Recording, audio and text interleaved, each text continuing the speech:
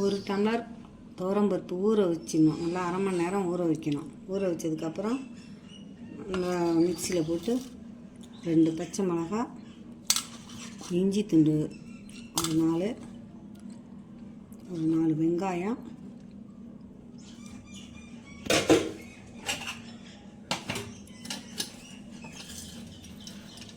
சோம்பு கொஞ்சம்,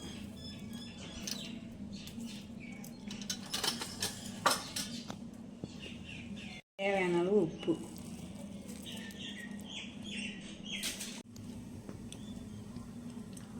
ரெண்டு வெங்காயம், கொஞ்சம் கருவேப்பிலை போட்டு குறைன்னு அரைச்சி இதை பிசைஞ்சு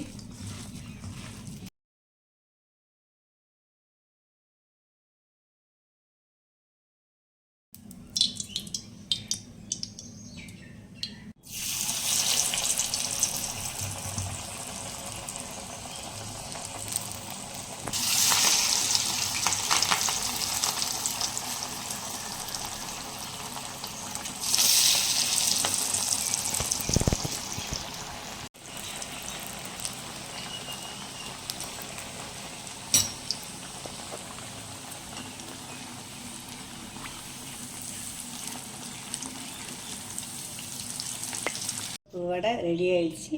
இந்த வடையை செஞ்சு பாருங்கள். இது எப்படி பொசன்னு எப்படி இருக்கும். குழந்தைங்களுக்கெல்லாம் நல்லாயிருக்கும். உடனே தயாரிக்கலாம். இதை உடனடியாக செய்யலாம். நல்லாயிருக்கும். சாப்பிட்டு பாருங்கள்.